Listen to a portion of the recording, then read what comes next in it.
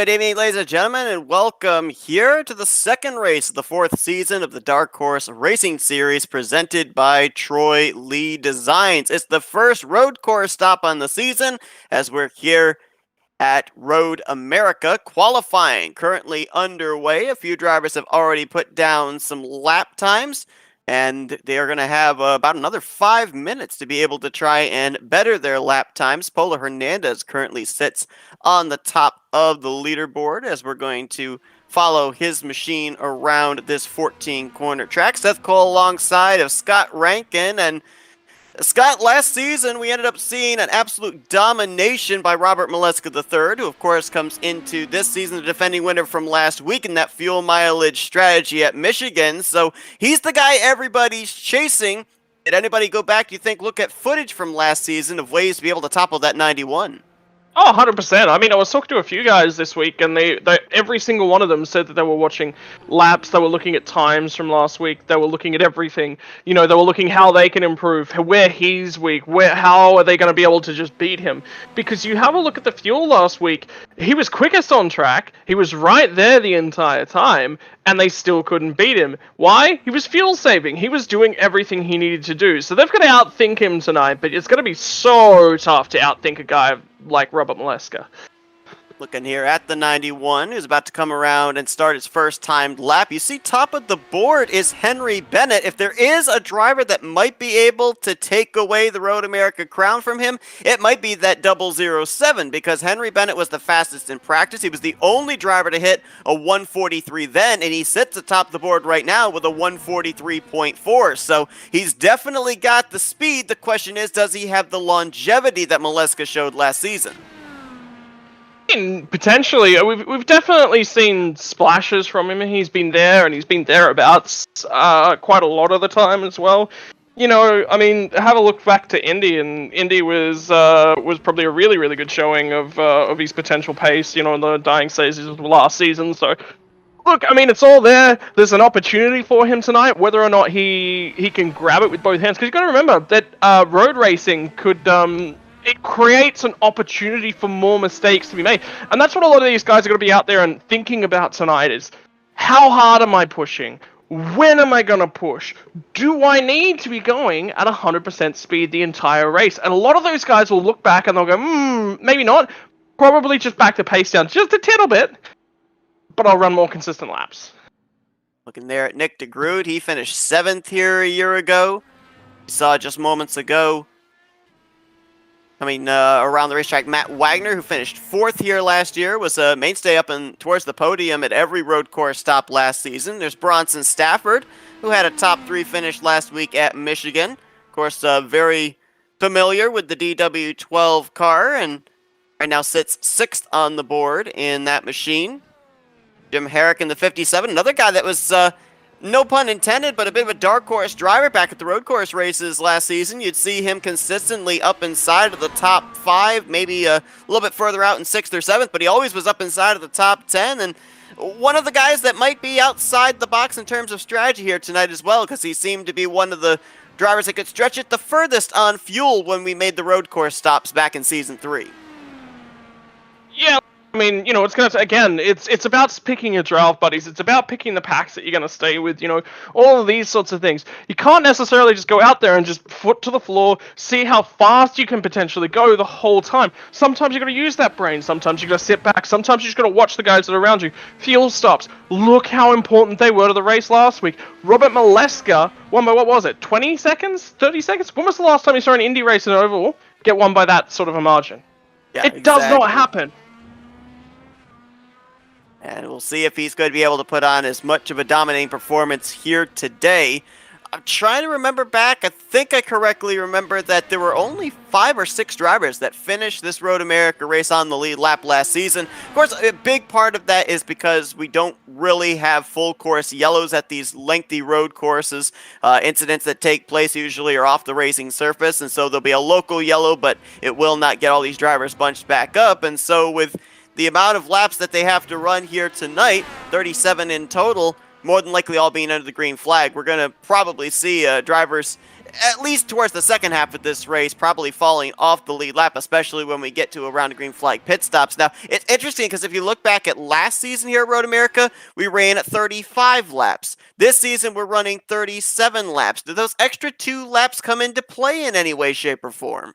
Yeah, I mean, I get the feeling that there's a really, really strong potential here, that those extra couple of laps may actually take away a fuel strategy. They may lock things in very, very specifically to one sort of strategy. So keep that in the back of your mind. It may rob us, you know, of a potential. Did Robert Maleska... No, Robert Maleska got his first lap in. He was just complaining in the chat that he didn't get the opportunity to get his second lap in once he'd heated up those tires. It's going to sit 3rd on the starting lineup for tonight. Henry Bennett and Polo Hernandez. They are going to take the front row for this evening's race. Maleska the 3rd and Rick Ravon, they're going to be in row 2. And Matt Wagner is going to complete the top 5 alongside of Bronson Stafford. Taking a look at the rest of the starting lineup here tonight for this 37-lapper in Elkhart, Michigan. Obviously, One of the big stories from last season, and I was actually observing it in practice here this week as well, the corners that you would normally expect to be the trouble corners here at Road America, they really aren't. Normally, the two places that are singled out are turn 5, the Maureen sweep, and over in turn 12, Canada Corner. Now, Canada Corner has been a little bit of an issue for these guys in practice, but the two main places that have really been issues have been a couple of left-hand corners, turn 6, the uphill off of the Maureen sweep, and turn 8 off of Hurry Downs. Really interesting because drivers are actually having some difficulty with the rumble strips off those two particular corners, not giving them the grip they need, and they spin the thing out. Look, in Canada Corner, you can say that there should be issues. I really don't think that there should be issues at Canada Corner. Canada Corner creates a really, really good opportunity for drivers to showcase how they want to attack a corner. Do they want to go a little bit deeper, or do they want to back the corner up a little bit, get on the power a lot sooner? There's two really good lines there. Canada Corner is generally not the one where you see big mistakes at. The one where you do normally see big mistakes at is actually Hurry Downs. The reason for it is that Hurry Downs itself is quite a blind entry to the left-hand side of the corner, so you really can't pick up the apex until very, very late, and there's not a lot of turn-in point markers there. Now, what that does do is it kicks the car out towards the right-hand side. There isn't a lot of grip on that right-hand side of the road there, so that's why you do actually see the guys having issues, and yes, like you mentioned it unsettles the car across those rumble strips as well. So keep your eyes on that. Turn 5 is so tricky because, now correct me if I'm wrong, I'm thinking turn 5 is the one down at the bottom end of the middle straight? Yes. Yes, okay. So the reason why this is such a tricky section of the course is that you may start braking before you come over the crest of the hill. What that means is that you've got to get on the brakes, and then the car unloads itself. As soon as the car unloads itself, there's less grip available to be slowing the car down. That means you have to come out of the brake a little bit, and then you've got to get back into it as the car settles down. Then you're on a downhill slope as well. Cars don't like to pull themselves up going downhill. The other thing that it does is it transitions weight of the car towards the front wheels. What it makes it so easy to do is lock those front tires. As soon as you lock those front tires, you're going straight on. We saw it, Lewis Hamilton at the Azerbaijan Grand Prix bumped his front brake bias forwards using his magic button, brake magic. This is exactly what this section of the track is going to do to the cars. It's going to transition weight forward, which invariably transitions brake bias forward, although you have less control over it. And it creates a lot of locking, and when you lock the brakes up, you've got too much speed, you just go straight on. Oh, we got a car pulling into the infield. And that's Eric Schaus in the 72. And now he's going to come back onto the track, so I don't know if he's dropping to the rear of the field potentially here, but well, now he's going to start working his way back up to his position, which would have been on the outside of row 4 in 8th place. Schaus, a former winner from last season at Poconos, so as they get that all settled back out, you saw that starting lineup. 18 drivers to take the green flag here tonight, and starting lineup brought to you by LMCgear.com. LMCgear.com is a one-stop shop for all your motorcycle, camping, and backpacking needs, specializing in camping gear that is ultra lightweight and compact, making it perfect for carrying on your motorcycle or in a backpack. And they also carry all the motorcycle accessories you need to get your gear safely down the road. Check out lightweightmotorcyclescampinggear.com today. I was thinking about those. I'm heading. I'm a bikie guy myself, so that's really good to have a sponsor. Look, 2 weeks in a row, we've got two sponsors that I absolutely adore already. So this is going to make for a great Dark Horse IndyCar season. Well, you can go there, but you're sticking here for these 37 laps with me. Then you can go. You can go and check them out. But I'm thinking about those extra 2 laps that are on the board here from last season. Last year, these drivers split the race right down the middle. We saw them pretty much come down pit road anywhere from lap 16 to lap 18, splitting the 35-lapper in half. Those, if I recall correctly, some of them stretched it just as far as they could go, and that was at lap 18. If it's the same fuel cell here tonight that they dealt with last season, these guys might have to actually save some fuel on the second run to be able to make it to the checkered flag, because if they ran it flat out, full out here, 110% for the entirety of this race, they would probably be running out of fuel with maybe 2 to go, maybe even on the white flag lap. again, risk versus reward. Do you want to risk it? Some of these guys, so Robert Molesca, yeah, he might risk it. He's already got himself a win. He's ahead of in the championship. He's the best on fuels, what we showed last week out. He's sitting on row 3. He's got a draft pack around him. He may just sit back there, just watch these guys go toe-to-toe. He'll have the best seat in the house for it, and, big winner, he'll be saving the most fuel. It's almost like we're going to see a repeat of last week all over again as they go to the green. Green flag in the air. Henry Bennett going to bring us down to the start-finish line, and we're underway in this 37-lap event. It's going to be the battle for second place. Robert Molesca III wasting no time. He's going to try and look to drivers right on the 0-1. Couldn't do it. Actually checks up Rick Ravon, who was going to challenge him for third place. Yeah, so it's going to be... Look, the field's getting through here. Ultimately, what I wanted to see from them was just let everybody settle in. This race isn't decided right now. This race is set up by what you achieve on this first lap. The first lap, consider it. Why do cars race so aggressively on the first lap? One, the cars are so close together, there's opportunities that present themselves in the first lap. Car goes through a corner side by side with another car. Both of those cars are going to be speed compromised. That means that there could be an opening for you once a hole presents itself. Option number 2, why do we see so many car-to-car contacts on lap number 1? Well, it's the lap when the field is the most condensed. What that creates is the most car-to-car interactions of any period during the race. And when you have more car-to-car interactions, even if there's only a 1-2% chance of a car contact, invariably there's going to be enough car-to-car interactions that you will have that accident. Stats, man, that's what it's all about. It's interesting you bring that up, too, with the cars being in close proximity here at the start of the race, because this is the first event this season where drivers are going to get to utilize the push-to-pass. They have a total of 10 push-to-passes during the course of this race, and we're not even a full lap in, and already 3 drivers have used one. Henry Bennett, the race leader, Molesca III, who's in 3rd place, and Eric Schaus back in the 7th spot. Yeah, so what that says to me about Henry Bennett is that he wants to punch a big hole and get away from everyone. He's trying to basically say to these guys, I am not going to offer you the draft. I'm going to run this race at breakneck pace. I'm going to try and run away from you. I'm going to try and lead it from the front every single lap of the race. I'm going to be a little bit fuel compromised, but I'm setting myself up to do that. If he can break this toe to Paulo Hernandez, the race might be run already. That's a pass for 6th place. Eric Schaus getting around Bronson Stafford. Just saw Matt Wagner use the push to pass. George Anzaldo used the push to pass. And also Matthew Rodriguez, who's filling in for Mike Tellier here tonight in that 97, back in the 15th position. He's used a push to pass. Eric Schaus actually just used his second push to pass here. And I can understand the fact that these drivers are wanting to, while they're in close proximity, use the push to passes now, but what do you think is a conservative number to save towards the end, just in case you're in a last-minute battle for position with, say, 3 to go? We've got, say, 8 for the race? We've got 37 laps. Look, I'm going to break the race down into quarters here. Quarters are going to be roughly 9 to 10 laps. One of the quarters of the race is probably going to be 10 laps. And ultimately, I'm going to set that up as the first quarter. What I'm going to use during that first quarter, 1 and 1 only. I want to save those remaining 7 for the final 3 quarters. What I'm going to use during that second quarter, again, 1. It's going to need to be an opportunity where I need to get by a guy.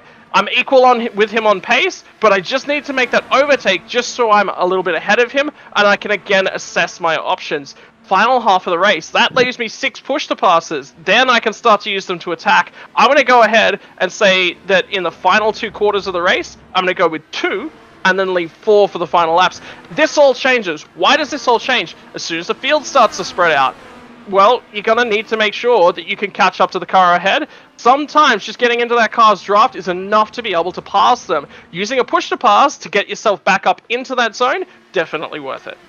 We were looking back momentarily there at the 89 of Nick DeGroot, the Season 2 champion, right now in the 12th position. It's going to be kind of interesting to follow his storyline here today because DeGroot was really good last season at the Speedways, and there were a couple of road courses he was good at. I went into Road America last season fully expecting he was going to be up at the front. He never made his way into the top 5. He finished out that race in the 7th position, and right now mired outside of the top 10. So I don't know if it's just that he and Road America don't really like each other or what the case is, but this is certainly not the performance that I was expecting to see out of Nick DeGroot here tonight, as opposed to last season as well. And we'll see if maybe he might be conserving his stuff for later on in this race, as Kobe Moore just picked up another spot. Kobe, keep an eye on here. He finished top 5 last season in the 5th position here at Road America. Consider as well, Nicholas Winnox, something's happened to him on the opening lap. He is a mile and a half back off the tail end of the field. So I'd say his race might be slightly compromised. Alternatively, remember, let's talk that fuel strategy again. How long were the guys able to go? What was it? You said 18 laps at most? That gets us to 36. There might be a couple guys that are looking to run out on their own. Now, if they're thinking about doing that, and they're somewhere from, say, where the 61 is, potentially the car behind him, coming down for an early stop might not be so bad of an idea. What happens if they do that? They drop all the way to the tail end of the field, but all of a sudden, instead of racing guys, they're off in clean air. They can focus on their own race. Might be worth an undercut. It's very interesting. If you look at the landscape of the field from last season to this, you look inside the top 7, there are 5 drivers crossing the start-finish line right now that didn't even take to the track back in Season 3, and one of them is leading this race, Henry Bennett, by 0.8 of a second back to Polo Hernandez. And obviously as well, the point standings are very close coming into this race since we've only got one race under our belt. Bronson Stafford, 14 points behind last week's winner, Robert Molesky III. Jim Brooks and Gail Brooks up inside the top 5. They are 19 and 22 points back respectively. Rick Ravon right now completes the top 5, 24 points out of the points lead. Yeah, so there's a few stories yet to play themselves out, and Robert Molesky, again, is our returning series champion. He knows what it takes to win a championship. He won the vast majority of the races last season. That means that he knows how to push hard, how to win races. He won this race last year. Alternatively, if you look at him, he also knows what he needs to do to maintain that championship lead. He's got a few guys in the back of his mind that he's just sort of keeping tabs on. Yeah, it was a fuel race last week. Yeah, that threw a few spanners in the works. So ultimately, he come out on top. The rest of the field behind him got severely jumbled. That plays out into his favor. Ultimately, his goal right now, keep tabs on Henry Bennett. Keep tabs on Polo Hernandez. Push when he's able to, push when he needs to. But other than that, I think he's going to be in fuel conservation mode. Riding on board here with Robert Molesky III, looking ahead to the 0-1 of Polo Hernandez. And yeah, you talk about last season how dominant Molesky III was. Well, to give an idea of how dominant he was here at Road America, 35 laps, he led 34 of them. The only lap he didn't lead was led by Matt Wagner, and that was because Molesky had to give up the lead to come to pit lane, and Wagner stretched it an extra lap. So if that had not been the case, Molesky more than likely would have led every lap of last year's event. Which is really, really good. I mean, ultimately, when you're coming in so heavily of a dominant champion, you get a little bit relaxed. You can get a little bit complacent. Robert Molesky doesn't strike me as that kind of guy, which is really, really good. That's what I wanted to see. Always striving for that next tier of competitiveness, that next tier of lifting his own game. Interestingly, it's really good to see a group of guys taking it to him. Remember last week's race? There was a pack of guys that he was surrounded by, and he opted just to caution is the better part of valor. He's just going to sit back there. He's going to, again, do exactly what he's doing here. Keep tabs on everyone. He's going to fuel save. He's going to make sure that whilst not necessarily right now, he's beating these guys out on track. He is beating these guys in terms of the fuel game. He actually just had a big off track there. So there's a few mistakes creeping in a little bit here for Robert Molesky. I like this because this is the field taking it to him. Maybe he was focused on where Polo Hernandez was in that section of the corner and might have tried to do the same thing. That's another thing that you kind of have to do is run your own race and not worry about that guy up ahead, because so many times you notice a driver does one thing, you think, well, maybe I'll gain some time by doing another, and next thing you know, well, that isn't going to work out in your favor. So Molesky trying to get back on the hunt of that 0-1 for the second position. Now, I'm watching the lap times here. And I saw this in practice too, and maybe you can explain this anomaly. Normally, to a stock car guy like me, the more laps you run, the more tire fall off there is, the slower your speed is going to be. These guys are about to complete their 5th lap, and they're actually improving their lap time faster and faster every time they come around. Yeah, so a couple things to note out of that. Fuel burn. So stock cars...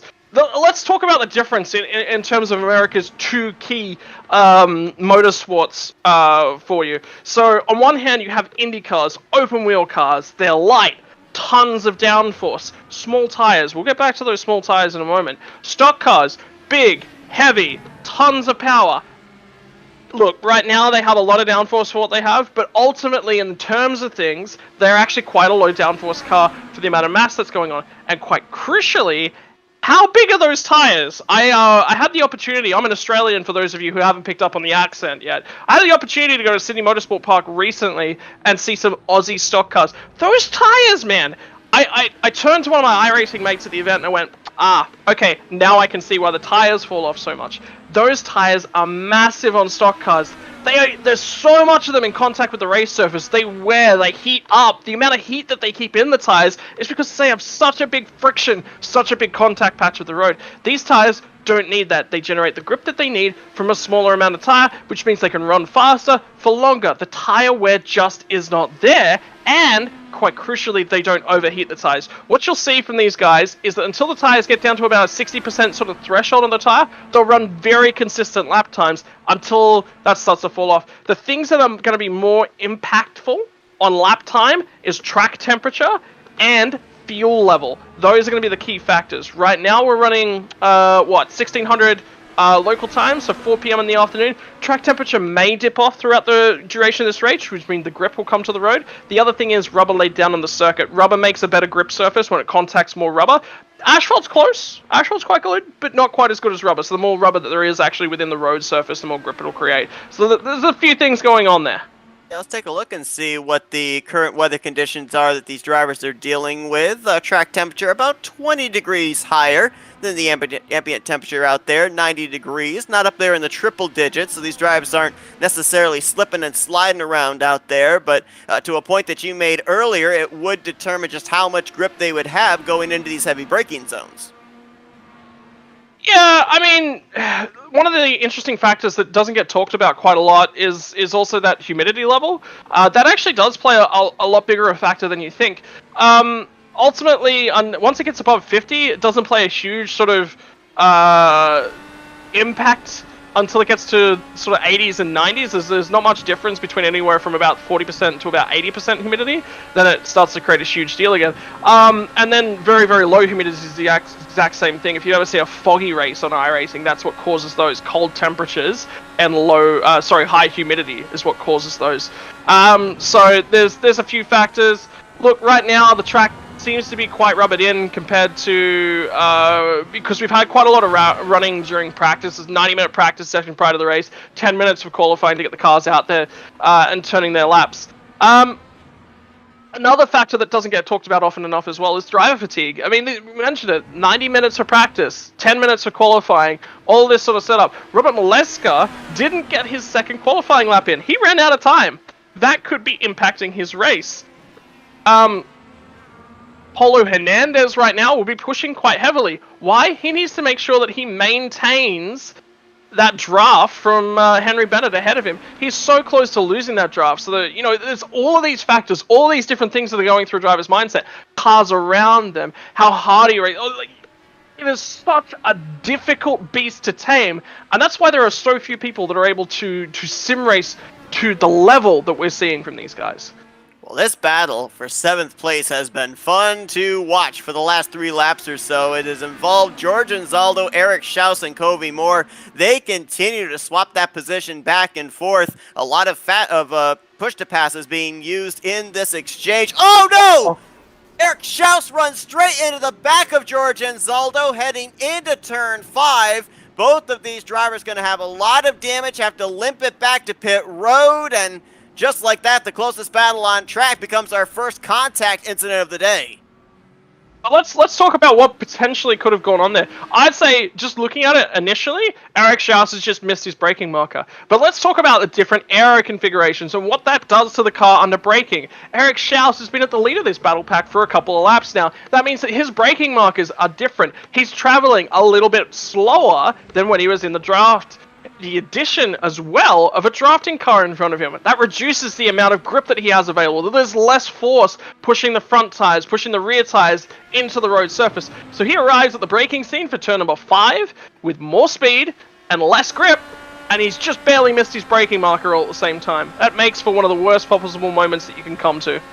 See right there the damage on the left front wing, also a bit of a ripple on that right front wing as well. Now these drivers do have a faster pair at their disposal, but I've seen a lot of times where drivers will get even a minimal amount of damage like that and they bring it to pit lane because it doesn't look like much, but man does that affect the handling of the race car. Yeah, look, I mean, it's very similar. Oh, it's odd that Eric Schaus didn't take the option to come to pit road there. That says to me that he's got a fuel number specifically in mind that he's chasing down. He has to get to a specific lap number before he can come to pit road. Ultimately, I think he's there already, but that's by my calculations. So, what happens when the car's damaged like this? Normally with a stock car, they just lose a little bit of speed in a straight line. It's like holding a parachute out in the wind. Yeah, they don't have a whole bunch going on. That's why, ultimately, the amount of downforce that they have doesn't really get affected all that much. 1% worth of downforce on those cars, they really don't feel it. An Indy car, however, has a lot of downforce and a lot less weight. They are so reliant on the amount of downforce pressing those front wheels into the ground that as soon as you take some of that away, you make more mistakes. Look at Eric Schaus, cannot get the car pulled up at turn number 5. Saw back there Matthew Rodriguez with an issue off of turn 14. Got the thing refired. Battle for 7th is on. Jim Herrick trying to hold off Covey Moore. Both of these drivers had solid outings last year at this track. Moore in 5th and Jim Herrick in 8th. And both of them just outside of the top 5. Another guy's just outside the top 5, but having a solid outing is Bronson Stafford. First time that he is taken to this track under the Dark Horse banner, and coming off that runner-up finish last week at Michigan, just trying to keep Robert Maleska within striking distance for the points lead, and actually Maleska has hit pit road now. So maybe, just maybe, these guys, as opposed to the one-stop strategy they were able to do last season, maybe the fuel tank is less this year, and they may have to actually go with a two-stop strategy.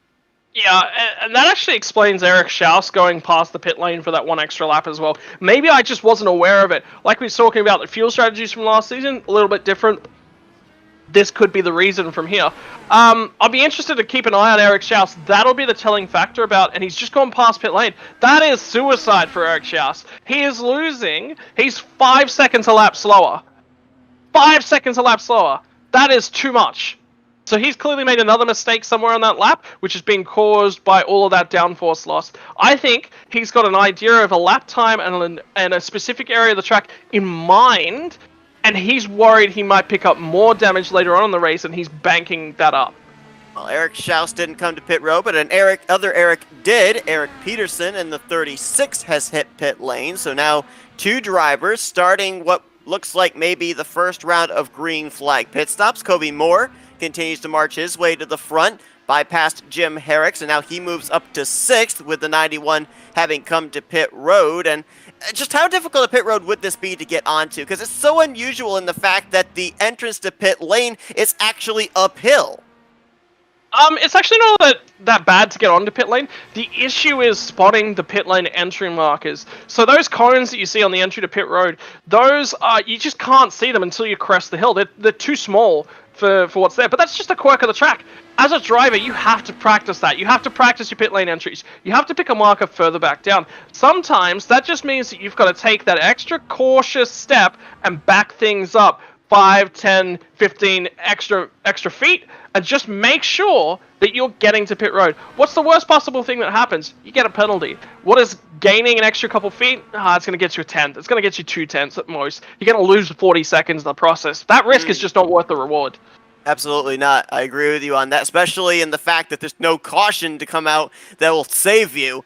Mistake on pit road like that is more than likely going to cost you anywhere from 5, 6, 7 spots on the racetrack if everybody else is able to hit their marks on pit road. Had another driver coming down pit lane with Bronson Stafford. Eric Schaus has now brought the 72 to pit lane, and just an update there on George Anzaldo, the driver that he got into over in turn 5. He's returned back to the racetrack. He is 1 lap down. He did use his faster pair, but not after a nearly 3-minute tow to pit lane, so obviously, he's just hoping that other drivers run into some issues. He can pick up some positions and some points here today at Road America. So we're still waiting on our race leader, Henry Bennett, to hit pit lane. And he just did something that did not happen last season. And that is, he just set a lap time as, Matthew Rodriguez with a lot of issues there off of turn 14. But Henry Bennett last time by, he ran a 144.112. That betters the best lap that Robert Maleska III put down here last season. He ran a 127 last year. Hold on, let's keep our eyes on things. These guys are coming to pit road right now, so we'll talk about lap times in a few moments because that's throwing that all out of whack. What this is doing is you've got to remember Robert Maleska has recognized he's saved enough fuel. He's gone for the undercut. He's pulled out from underneath these guys' rear wing. He's gone, hey, I'm gonna push as hard as I possibly can for a couple laps. Come out ahead of these guys. All of a sudden my race is so much better off. So keep your eyes on these pit stops and where Robert Maleska pops out. Well, he's now moved up to 6th, and he's about to bypass all of these guys as he is on the front straightaway. Like Polo Hernandez, Henry Bennett might be the only two to get out ahead of him at the time. And obviously Maleska III is going to have that up-to-speed momentum. We'll see if he can reel those top two in, as just about everybody on the lead lap came down pit road that time. I believe the only driver that has stayed out an extra lap is the 57 of Jim Herrick, but even he is not running ahead of Maleska III, who has already been to pit road. Interesting. I'm wondering whether or not when these guys are going to burn their optional, the alternate tire set, which is the softer tire, the faster tire. So if you want, I can go through the whole spiel of why the softer tire is faster, but we'll save that for another day if we don't have to burn that right now. Interesting to note that even though he went for the undercut, Maleska's come out further behind. That's not worked in his favor. Normally when you're going for an undercut, it's because... So let's now talk about the aero of these cars and what it does when you're following in a train. We saw what it did to Eric Schaus heading down into turn number 5. What it does is it puts more wear on the tires. You're trying to load the tires up and get them to turn into the corner more. When you've got cars ahead of you, they're cutting off the air from getting to your wings. That means your wings are running at a less efficient number. What that means is anytime you attempt to turn into a corner, you've got less downforce. Less force pressing the tire into the road. You try to load the tires up at the same rate that you normally would with a full downforce, clean air in front of you. You're going to scrub the tire a little bit. Scrubbing the tire, you turn in the wheel in a little bit too far, and the tire's not quite getting there. It slides itself laterally across the road. It doesn't grip properly. That creates extra friction, extra wear, extra heat. All the things a race car driver does not want. What he's tried to do there is undercut these guys, get out, get in fresh air, go gangbusters. What it doesn't do is it removes the draft on the straights. What that means is that the stronger period of being in the wake of a car following you, whereby there's a hole being punched, is no longer there. It seems to me that the draft is such a crucial factor for the lap times around here that it's actually the worst possible move he can make. He wants to stick in this draft battle as long as he can. Jim Herrick has hit pit lane. We saw Matthew Rodriguez. I don't think he'll be sending turn 14 a Christmas card anytime soon. That's at least the third time I've seen him have trouble with that final corner. And you talked about the fact that that undercut really didn't help Maleska. The one thing it did do, it actually gained him a little bit of ground on Polo Hernandez. Those two were separated by about 3 seconds before the pit stops began. The gap. Oh no, Maleska the third just binned it! Just binned it into the tire barrier there off of turn 6. And he's not in range, so this is an extra stop. That's his race done. That is his race done. He needs now to get into the pit lane, get out, get that fast repair. He's only been in a couple laps ago. This is not going to get him fuel to the end. It's going to get him close, but another circulation through pit lane is going to ruin his day, let alone his fast repair. If something happens now in front of him, and he is just an innocent bystander in it, there's nothing he can do. I'm on board with Rick Raven. Oh, and now off of Canada corner, he's going to have issues. And toes! Oh my word. Now I was going to point out the fact that I believe when he made contact with the tire barriers in the first incident, he hit with the back end, so that rear wing was really mangled up. Did that lose him the downforce he needed going into Canada corner? Potentially. And it's so difficult because it's not something you as a driver can see. You don't have access to being able to see your rear wing. You cannot see the lack of downforce. There's nothing you can do about that. You would be pretty much aware that there's a problem there. And you got to remember, when he comes back out into the circuit, it's into the carousel, a high downforce section of the circuit. He goes through from there into the kink. I'm actually just going to go on board with him quickly and just see if there's any issues with his steering rack. Or a tiny little bit of left hand down, which means that when he's braking, you want to brake the car in a straight line. Else, oh, he just misses his brake marker, well and truly. and he just attempts to turn into the corner, and there's just not enough there. So, okay, so that's what happened at Canada Corner. Ultimately, coming off just before the carousel, what's happened there is he's just overdriven it, over-applied the throttle. He got happy on the go pedal. Is the long and short of it. Man, is second-hand championship lead over to Bronson Stafford? It could I don't know what very happens. It really Sit around and depends. listen to that all week.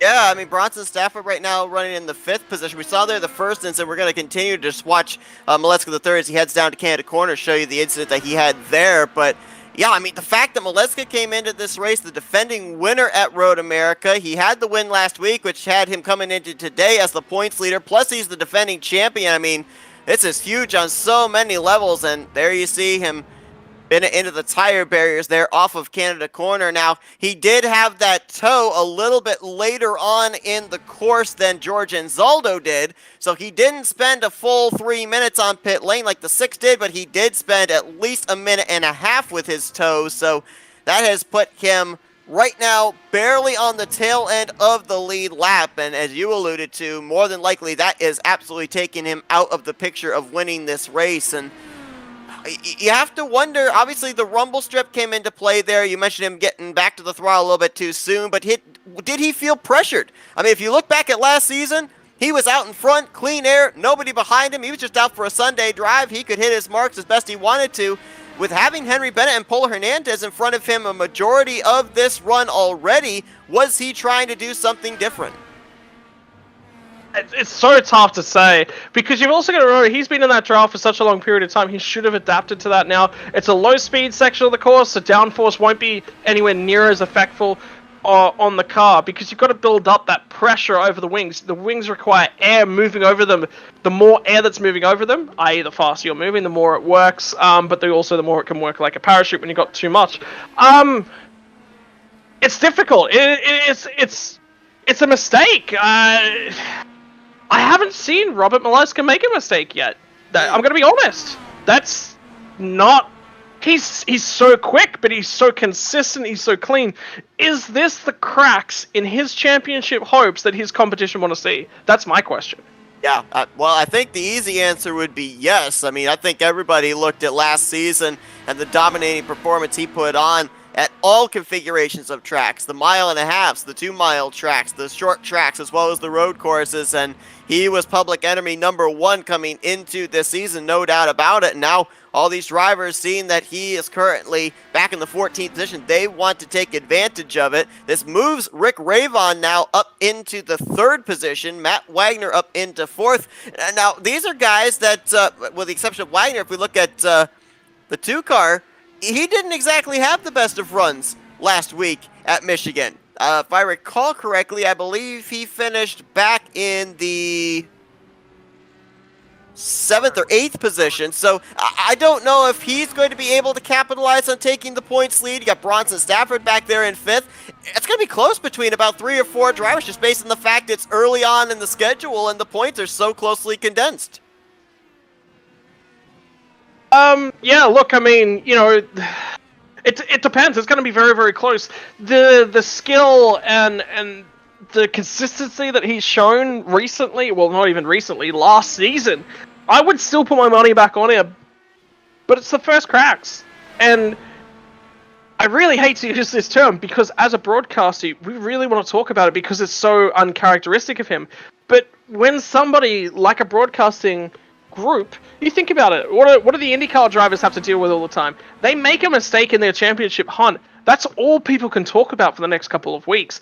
That means, psychologically, you have to reject those thought patterns, because else it's sitting there. And if there's something else in an IndyCar, when you're doing 200 plus mile an hour at any of the race courses that we go to, you're thinking about that. That delays your reaction time. That delays your adaptation to the scenario. You're not focused 100%. All you're thinking about is don't make a mistake again, don't make a mistake again, oh, there's another mistake. Now they're going to be talking about it more. Now, you know, you've got to remove it from your psyche. You've got to move on as a driver. And it is one of the hardest things that any professional athlete has to deal in our current day and age, is the amount of attention that they get when they make a mistake.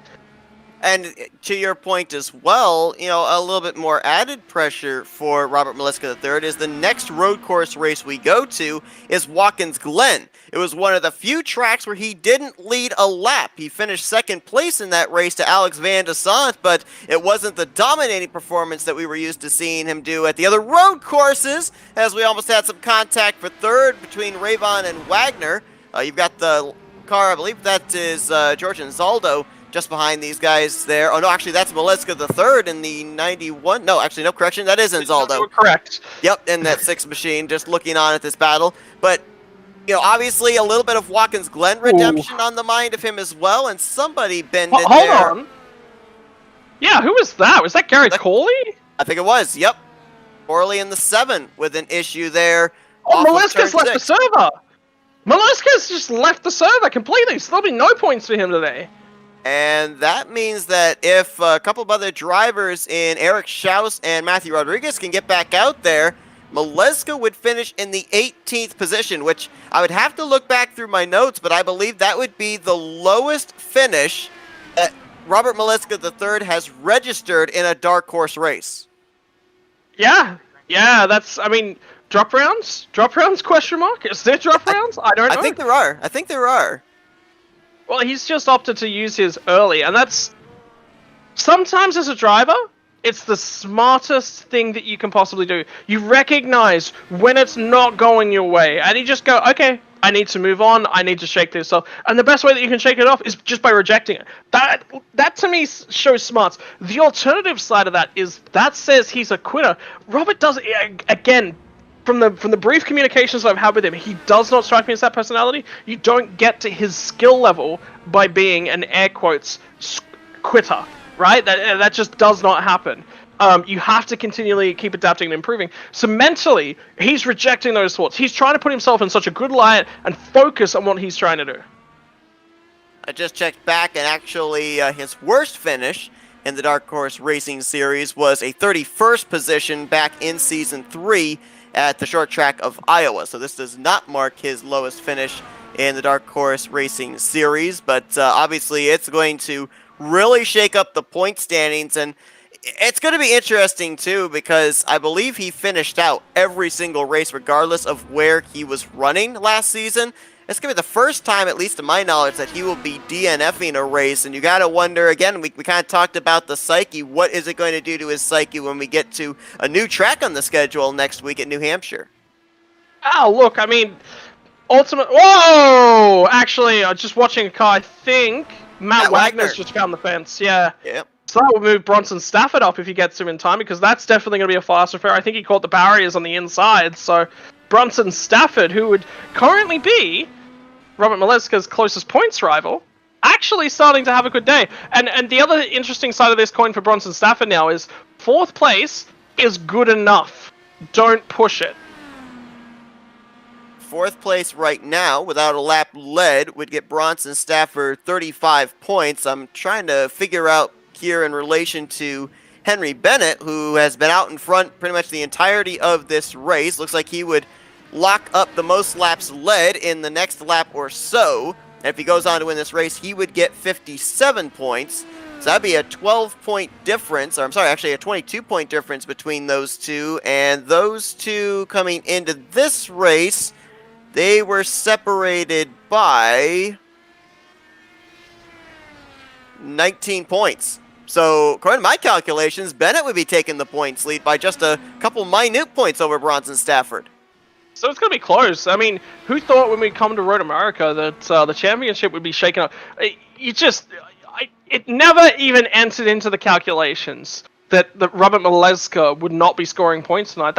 It never even popped into my head for a single moment that a driver of his talents, his credence, his pedigree would be making a mistake. But have a look at the drivers out there on track that have made mistakes. Mac Wagner has now made a mistake. Eric Schaus made a mistake and collided with another car. It's not easy getting these cars around, let alone getting these cars around a road course with the trickiness. Road America is a tricky track. It is a technical track. There are some sections that are quite easy, quite driver-friendly, and there are some sections where it really questions all that you have as a driver. It questions your patience. It questions your ability to keep the car on track for extended periods of time. Tire wear, fuel wear. There's so much going on within a driver's field of vision. And then you add a push-to-pass system on top of that. There's a lot to handle. We're looking at the closest battle right now for the 10th spot between Jeff Heisung and Jim Herrick. Those three names that you threw out there, Maleska III won this race a year ago. Matt Wagner, who we saw have an issue with Canada Corner, he finished 4th here last year, and Eric Schaus, he finished 6th here last year. The one major thing that I'm seeing as a big difference between last season and this season is the car. Last year they drove the IR-18. This season they're driving the DW-12. Does that play into their driving style, having to kind of be a little bit different from one season to the next? I mean, it definitely would have an impact. I can't tell you. I don't put enough laps into these cars to be able to tell you exactly what the differences are. But yeah, it would definitely be playing a factor. Any car differences, it definitely has a change. Push to pass system, aero trains, wake. All of these different bits and pieces, they do play a major part. So where it is, how bad it is, how much it affects them. It's down to the individual driver, but I don't think you could say that there's a single driver in the field tonight that hasn't done their homework, done their practice, and made sure that they're prepared for the challenge. It's a mind snap, it's a little mistake, and it happens to the best of us. That's what's been proven tonight. Well, Eric Peterson has come down pit lane, and he's just now leaving. I have to wonder if this is just a little bit too soon, though, because we saw most everybody stretched it about 12 laps. I think one driver, Jim Herrick, stretched it 13 laps on the first run, so I was thinking these guys were probably going to split this race into thirds, come down lap 12, come down lap 24, and then run to the finish. With Peterson coming to pit road when he did, this is about 3 or 4 laps earlier than what I was projecting. Now, granted, he was one of the first down pit road on the first cycle of pit stops, but even so, I'm not necessarily certain he'd be able to make it to the finish, as how about that? Moving a driver out of the way. I believe that was Jim Brooks in the 51 that was in front of Polo Hernandez, and he got a little bit of an assistance out of the way over in turn 6. That's interesting. I mean, for me, I think Polo Hernandez has just come up on him and just didn't realize, the pace differential between the two drivers. But anyway, that's an adjustment that you got to make. Again, running in traffic, running around a lot of other guys. Polo, let's talk about him tonight. I mean, yeah, he's playing second fiddle to Henry Bennett, but this is a phenomenal drive from Polo Hernandez. He was doing quite well last week. Again, the fuel battle didn't necessarily go his way, but the McDonald's car, I mean, wow, what a drive from the 0-1 of Polo Hernandez to be in second place, to be so quick, so consistent. He's led before. You got to remember, he's been in front of Robert Maleska the entire race, as well as Henry Bennett, even with the issues. This says to me, this is a 3-stop race. Yep, because he's on pit road now, giving up the second position. And looking to see if anybody else inside the top 5 is going to come down. Looks like the next driver to come down is going to be the driver that he actually got into there, Jim Brooks, the 51. Oh, is that a... I see a Matt Rodriguez completely destroyed IndyCar in the background. Yep. He's been sitting on pit lane for the last 10 laps or so. Currently looks like he may be solidifying down the 18th position here tonight. I can't say I'm surprised, but I am impressed with how bad he's destroyed that car. That takes talent. I think if Road America had been a 13-corner track, he'd have been perfectly fine. But I think I saw him a perfect 3 for 3 and wrecking that thing off of turn 14 in 3 consecutive laps. He still sits on pit lane, however. If he can get out there, he could pick up a couple of spots. Robert Maleska III, as we documented, is out of this race. Right now scored 16th, and Eric Schaus has actually gone to the garage area as well. He is currently being scored in 17th place. So 2 big names coming into tonight's race that we fully expected to see up at the front of the field. Not even going to finish inside of the top 15. Bronson Stafford. Did he? I think he come to pit lane. I think he did. I'm pretty sure I see him on pit lane. Yeah, I thought I did too. I'm not seeing any pit stop time registered on my telemetry here, so that could be a glitch on our end. And now Henry Bennett, the race leader, is coming in. I'm running alternative software just to let people go aware because I read data better off different kinds of screens, as we all sort of do. His pit stop's actually about the same sort of length as everyone's around him. He's actually slightly longer, just slightly longer on pit road than the guys that he's racing against last time through the lane. So he's actually going to come out currently in the 8th position. Henry Bennett might give up the race lead here as he's on pit lane. No, he will not. Rick Ravon's going to come down. What happened? Oh, that's right. Polo Hernandez was on pit lane. I thought, for a brief moment, I'd forgotten, had a momentary lapse remembering he had actually made a pit stop. I thought he might have had an incident. He's actually now going to see if he can reel in Henry Bennett pitting 1 lap earlier.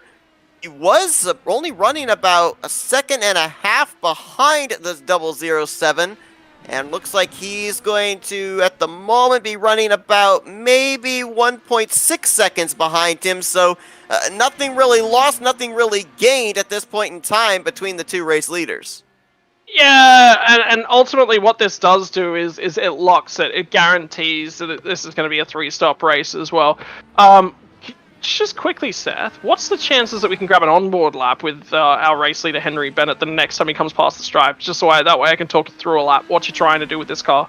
I'll be able to do that. Of course, one thing that I had to get used to when we come around and take a look is the new dash for these drivers. I looked at it and it was completely foreign to me. I was so used to what the IR18s had for their dash last season. Had to kind of familiarize myself with what all the different things mean. The one thing that I was able to establish early on up in the top center, that's the gear that they go into the corner with. So I at least got that far. What's the lights there, Seth? Do you know what those are? No, I don't. I think you're going to have to educate me on that one. They're shift lights. Ha! They're telling the drivers how close to shifting they are. So you'll actually see as the lights start to flash, that's when the drivers need to shift. So you can see he's 4th gear right now, running up to the final corner of the track. They flash just before he gets there, but he doesn't want to shift because shifting gains him absolutely nothing in this portion of the track. Run out of the last corner. I believe that's Nicholas Winnock heading to the lane. So on the right-hand side of the dash, the number 8, push to pass. You can't actually tell how many push to passes the drivers have used so far from the spectator client. That's to prevent other drivers and their spotters from being able to tell. So drives it really deep in, a lot of downforce. You can brake super late into turn number 1, back to 3rd gear, 4th, 5th, and this will probably be back to 3rd again, back to 2nd. So there you go. The lower downforce corners means, obviously the slower corners. You've got to create mechanical grip. They just don't quite have the mechanical grip they need to get through there in 3rd gear. You could run through there in 3rd gear if you're trying to fuel save. You'd save yourself a little bit of torque on the exit as well, put less load through the rear tires. Get to the 1 board here and then jump on the brakes. That's so tricky. Just to be able to transition the weight to the front of the car, then try and pull the car up. Actually, just keep an eye on Polo Hernandez. Is really closing in here quite aggressively on Henry Bennett. So he's had a couple mistakes here. Holds it just... One of the biggest benefits of a high downforce car is that you can carry a lot more speed through the faster corners. Back to 2nd gear, back to 1st gear. You've got to be careful getting on the power here. Bank it in, and you're just on and off, on and off, on and off, balancing it on the throttle. Leave it in 3rd gear. The engine braking helps to turn the car around the corner through the carousel there. Up to 5th gear, you get to 6th gear just before you get to the kink. You can back it off, leave it in 5th gear if you want. It'll help you turn, a little bit extra torque on the corner exit, but 6th gear is ultimately going to be faster. All the way down to Canada corner, another big braking zone. Jump on the anchors late, all the way back to 2nd gear from 6th in such a short distance. He actually goes back to 1st gear there. I thought he'd stay in 2nd. Anyway, here we go through hurry down. See the bumps there. The car just wants to kick to the right. Not enough grip on the front. You can't keep the cars in contact with the road. Such a tricky corner, this one. Late apex. And then you're going to try and get back to the power. You're trying to brake really late, brake as much as possible in a straight line with these cars, so that you're not losing grip. The way that the tires work in these machines, and in fact in any car, is that they have a certain amount of friction with the road. That friction can only be applied to do one of 3 things: turn the car, stop the car, accelerate the car. That is the only 3 things it can do. When it breaks the limits, you can turn the car and brake at the same time. The grip level's the same. The amount of steering input that you can put in gets reduced by the amount of braking that you're doing, by the amount of acceleration that you're doing. These sorts of things as well. So whilst ever you're turning the steering wheel, you can't put the brake on as anywhere near as hard, because otherwise the tires just lock and you go straight on. It's the same thing with accelerating. Whilst you've still got steering lock in, the car hasn't got its full grip allocated to going faster. and putting more weight through the rear end of the car. So, you know, you've got to balance where's my grip available, and these guys are doing such a great job at just keeping an eye on them through the carousel. They're staying on the throttle for such an extended period throughout the carousel. GT cars, you have to roll out of the throttle so heavily through there, but these things are so much lighter. It just carries so much more speed. Jim Herrick's actually just now ducked onto pit lane for his second stop of the day, and I don't know, 13 laps to go. He might be one of the only guys that could make it the rest of the way without coming to pit road before the conclusion of this one. You know, two words I've heard you say in several different scenarios here tonight, Scott: risk and reward. When we were on board there with Henry Bennett, we saw in several sections where he went down to first gear. Now, while the reward would be that if the car does bite, it actually gives you a lot more speed coming off of the corner than it would if you stayed in second gear. The risk that you run is the potential for wheel spin, right? It's the potential to Robert Moleskine it and put it in the fence on the inside. You know, it's so easy to do. I mean, these cars, the benefit, very similar to Formula 1. Remember that? A couple of different kinds of engines, you know, different ways that they create the racing, the ways that they do the aero package, but ultimately they are a very similar car. They're a peak level open wheeler. They are at the top of the game in terms of these styles of cars. Now, while they do create an intense amount of aero, an amount of downforce, a Formula 1 car conveniently can fly upside down at 190 kilometers an hour in a tunnel. That's the only amount of speed. That's like 120, 130 mile an hour. They can actually go upside down. They've got that much downforce that it's overriding the weight of the car and gravity at that point. Indy cars would be very, very similar. I'd say they'd probably go a little bit faster to do that just because the slight tweaks to the aero configuration on the cars. What that means is fast corners, a lot of grip. Slow corners, they have to make up for that mechanical grip. They're a lighter car. There's less of the car to force into the road. That means that they have to do it with suspension setting, camber cast, or those sorts of things. So whilst they are generally considered faster in the high-speed corners, generally GT cars will get off those corners a little bit faster, but then the lighter cars have got the acceleration to get them out of there. And that's what you saw with Rob Leska's accident, what you saw with Matt Wagner's accident as well. Just that rear torque just coming around. Wagner, this incident apparently has not affected him in terms of the extent of what happened with Robert Moleskine III. He still runs in the 4th position, and even when he came to pit lane 7 laps ago, he did not use his faster pair. So whatever contact he made with what I believe was the right front wing, apparently did not decide to fix that with a faster pair, so might be waiting on this final pit stop to maybe do the faster pair, but it really doesn't have to seem to have affected him in terms of speed, and he's been able to maintain his track position. We jump back there for a brief moment to the 15 of Kobe Moore. He didn't bin it, but he had a moment over in Canada corner, had to gather it back up, and lost the 6th position to Nick DeGroot. So he's still going, he's still in one piece, but a little bit of a scare there for the 15. Nick DeGroot's only just ahead of him as well, so that battle's still on, and he's still got a race to go and keep your eyes on for. Something I did actually know, whilst we were on board with Henry Bennett, I actually saw the number on the steering wheel tick down from 8 to 7. Why was that? Because Paulo Hernandez was coming. I'm wondering, can you give me a readout on the remaining push to passes of our leaders?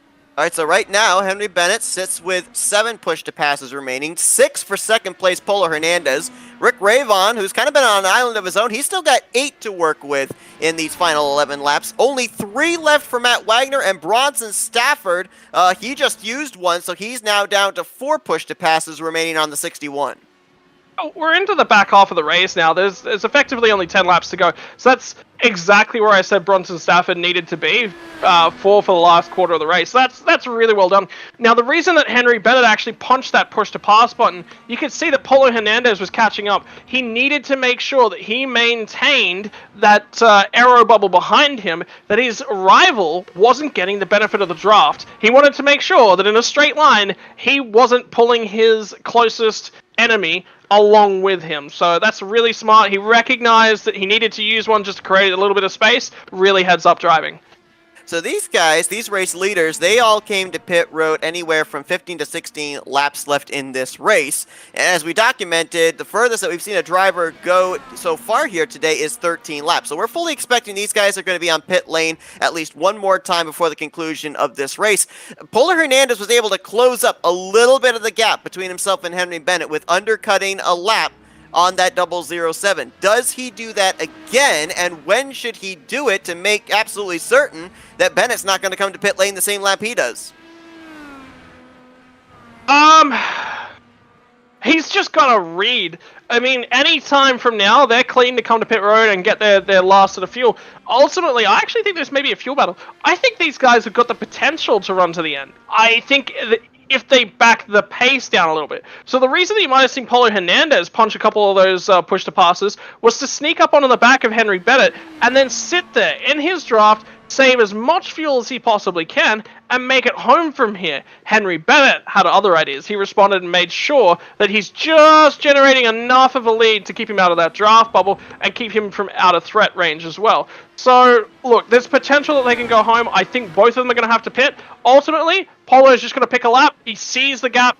He sees that his nearest rival is not making that dive to pit road. Ultimately, coming out of this last corner, I want to show the nose toward that pit road from Paulo Hernandez. Just a couple laps in a row. Just see if I can't get Henry Bennett to go down there and then go like absolute gangbusters, get out of there. Well, we might be setting up for some late race fuel strategy dramatics for the second week in a row. We had it last week at Michigan. Now, one driver that does not feel that anybody can make it on fuel is Bronson Stafford. We saw he just came to pit lane for potentially his final pit stop of the day, and that was with 10 laps remaining. So, unless Bennett and Hernandez know something the rest of the field don't know, I think that these guys also will probably be having to come to pit road. The one guy that I think will probably be seen on pit lane not too long from now is Rick Ravon, just based on the fact that, as I mentioned, he's on an island by his own. Nobody else is around him, so he's not being able to get the benefit of anyone's draft. He's using up just about as much fuel as a driver out there in clean air can. Yeah, and something else to note is when these drivers come to pit road, they don't want other lap traffic around them. They want to be very aware that they're going to be out, they're going to be on their own, and they can turn their own laps, so they don't have to worry anybody. Conveniently, for both Henry Bennett and Paulo Hernandez, there's one car in their pit window at all. You know, and I have a feeling that the number 18 machine of Jeff Hysong isn't actually in their pit window. They're going to come out, I would say, a good 5 to 7 seconds behind him. So they're in a really, really good space. They can make this pit stop. They come out in the clear air out on the track, and then they can just go for it. So that takes that question mark out of the equation. You're looking for a window on the track that's clear, you can get out and you're nice and safe. For everyone else, Rick Ravon excluded, because Rick Ravon right now has got that third position nice and locked up, they're going to come out, they're going to pit, and they're going to come out in traffic. There's nothing that they can do about that. Ultimately, they're probably just going to either wait a few laps, be the first one to blink. I think they need to be the last one to blink if they want to get out and get into that free bit of clear air at the back of the track and see what happens. Eric Peterson, you saw making his final pit stop as we watched the battle for fourth. Kobe Moore got back around Nick DeGroot, but DeGroot not going away quietly as he remains latched to the back of that 50 machine. Both these drivers still going to have to come to pit road before the conclusion. I believe that we also have the 33 of Nicholas Winook. He had to come down pit lane for an extensive repair on his 33. He's been there for almost 4 minutes now, 4 laps down. So another driver has had some issues here today at Road America. I mean, if these guys were going to split the final run since their last pit stop, now would be the lap. They're about to complete the 8th lap of what would have been 15 to go when they last were on pit road. So we'll see if they split it in half or if maybe one or two or both of these guys will go to the furthest they can go, which would be just around 3 laps to go or so. I mean, different options, you know, who really knows? Tires could be a factor. I don't think so. Indy cars don't tend to wear their tires anywhere near enough, but it could necessarily be a factor. Do you take tires? Do you not take tires? If you don't take tires, there is a risk that at the end of the fuel stint, you will be wearing a little bit and you won't have the pace. However, when you come out, you will have warm tires straight away. You will be able to push cold tires. So let's talk about how tires generate their grip. They do it by making contact with the road surface. The more contact, the more grip there is. The softer a tire, the more it flexes into the road surface, the more grip it'll generate by pushing into the road surface more, because it can mold itself around all the stones, all the rocks and things that are actually on that road surface. Cold tires, well, when's the last time that you heated up a little bit of rubber ball or plastic or something? One of those bouncy balls, anything like that. When they're cold, squash ball, very good example, squash ball. when they're cold, they don't flex, they don't bounce as well. They're very stiff, they don't want to move. Tires, same deal. Rubber, you heat it up to about 90 degrees Celsius. I have no idea what that is in Fahrenheit, don't even ask me. The wall of the tire starts to mold itself to the road a little bit more. The tire moves around a lot more. That generates a lot more grip. It's pressing itself into the road better, and it just creates a larger contact patch that, whenever you're racing, it's all about contact patch and how that contact patch is helping you. More contact patch, more grip, more faster. That's Jim Herrick in the 57, just up ahead of the race leader, Henry Bennett. Right now, Herrick is the last car on the lead lap in the 9th position. Now, granted, whoa, Herrick actually going to go off into the sand trap there, trying to get out of the race leader's way. That's going to cost him a little bit of time. Back to Jeff Heisong in the 18 in that battle for 9th position. But right now, with him a lap down, now 8 drivers on the lead lap. And obviously, that number will get smaller when we end up having these race leaders come to pit road. Other drivers will be able to get the laps back that they lost, since they had already been on pit road so far here for their final stop of the day. One thing that I'm also noticing here as well with our 2 race leaders is the push to passes. They've kind of mirrored each other. They've actually both used another push to pass since we last checked in. Bennett with 6 and Hernandez with 5. Hernandez, however, is slowly closing up the gap. It opened up to about 9/10. It's now been cut down to about 7.5/10, so he's still keeping Henry Bennett honest. I've got a feeling pit road is going to be the deciding factor in this race here today, because both these drivers have seemed to have the same pace with each other. There's not really been a gain or a loss, a huge fluctuation in the interval between these two. I think it's going to come down to about execution, and yes, you're right, that is, I believe, Gary Corley in the 7. Yeah, I agree. Pit stop, execution. Have a look at Paulo Hernandez right now. He's within that second marker. Ultimately, 5 push to passes to go, 6 push to passes to go. They've got a lot of wiggle room here in terms of those push to passes. Do they come down and do they start burning them? Or do they just fake? They come down pit road and they expect the other driver just to burn all their push to passes up. What that means is then, if you're on Paulo Hernandez's seat, you don't know that you're 1 less than the race leader in Henry Bennett, but you have a fair idea that he would have a lot of them left over. So, from his point of view, he's going to start burning them up. Henry Bennett, I feel, is just going to sit here and he's going to sit on them. I don't think he uses them until Paulo Hernandez goes past him, and then he uses them so that he can't respond. Here's the battle for the 7th position. These are the 2 highest drivers that have already been to pit lane. Should be good to make the rest of the way on fuel. Bronson Stafford looking ahead to 7th place Matt Wagner. We've just had 6th place Kobe Moore dive onto pit lane, so he'll be making his final stop of the day. And in terms of Henry Bennett here today, I mean, we talked about last year, the dominating performance out of Robert Maleska III. Well, it's been a dominating performance here for Henry Bennett as well. Not only has he led the most laps... And so there you go. Yep. Gonna undercut the 007. We'll see if this is going to pan out for him with 5 laps to go. But going back to Henry Bennett. Yeah, on Henry Bennett's push to pass counter. I'm curious. Does he burn it coming out here and running down to turn 5?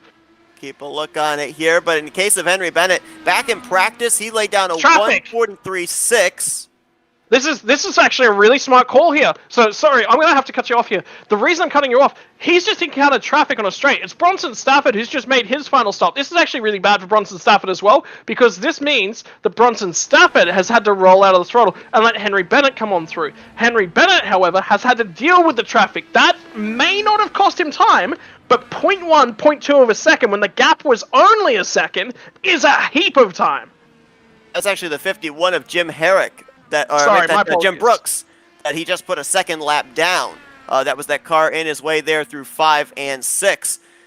And looking in terms of the lap times of Henry Bennett, as I said, he had a 1:43.6 back in practice. Here in race, 1:43.8. The fastest lap that has been laid down here at Road America in a Dark Horse Racing Series.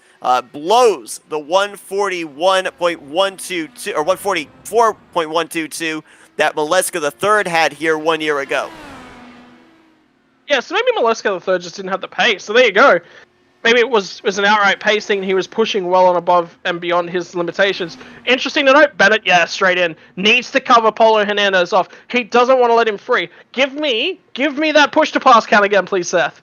5-5 now. Bennett used one at some point on that last lap. Polo Hernandez still sitting with the 5 he had prior to his pit stop.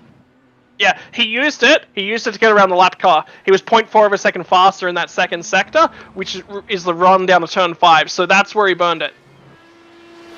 Polo Hernandez is going to try and see if he can close up the gap between himself and Henry Bennett. He's just now heading through the final corner to the uphill front straightaway. Bennett about halfway through his pit stop. Now he's down and away. Wow, that was a lightning fast stop. I don't think Bennett took tires. Most everybody else has been hitting between 7.5 to 9 second pit stops. He was under 5 seconds on pit lane. I think that's a mistake from Polo Hernandez. With only such a short distance to go to the end of the race, he had to do something different. I don't think taking tires was the smart call. I think he needed to just come in, pit, and go. Because look at the margin now. It was a second. It's 3 seconds the difference. These guys needed a splash of fuel. Tires are longer than a splash of fuel. Full tank? Yeah, you'll get that in. You'll get tires done. No problem. It's a no-brainer to grab tires when you're grabbing a full tank. In this situation, big mistake. Talked about the fact that the time spent on pit road, it exemplifies the time gained or lost on the racetrack. You talked about it, about a second difference between the two when they made their pit stops. A 4.7 pit stop for Bennett and a 7.7 pit stop for Polo Hernandez now has the gap opened up to 4 seconds between the top two. Yeah, and this means that Bennett can just sit here. He doesn't have to push. He doesn't have to do anything. His tires may lag a little bit. He may be a little bit underpowered. But when you got a gap of 4 seconds and you've got, 3 and a bit laps to go, that is a second a lap that Polo Hernandez is going to take out of him. There's push to passes there available, but both of these drivers have got the exact same number. I can guarantee you that it is a spam fest on that push to pass button now. Right now, Polo Hernandez has used 2 of his push-to-passes in the last lap and a half. Henry Bennett just used one right there on the uphill section of the front straightaway. Polo Hernandez just used another one, so Hernandez is down to 2 push-to-passes. Henry Bennett still has 4 in the bank with less than 3 to go.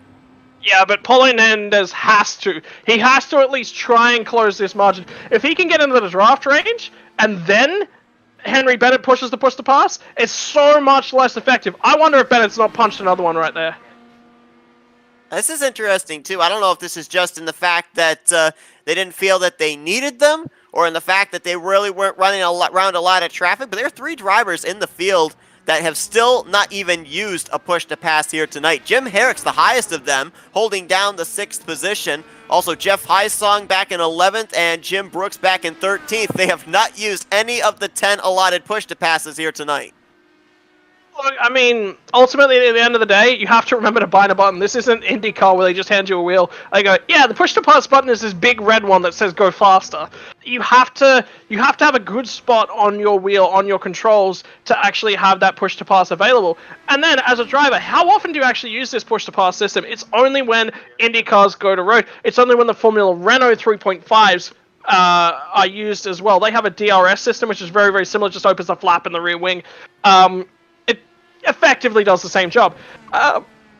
So it's memory, it's practice using them, because it's a lot more horsepower, there's a lot more potential for wheel spin, but it is such a major advantage that you want to have access to them, but, still, clearly they're having a great night without running with them. We're looking back there at Bronson Stafford, right now in the 4th position. Henry Bennett leading this race.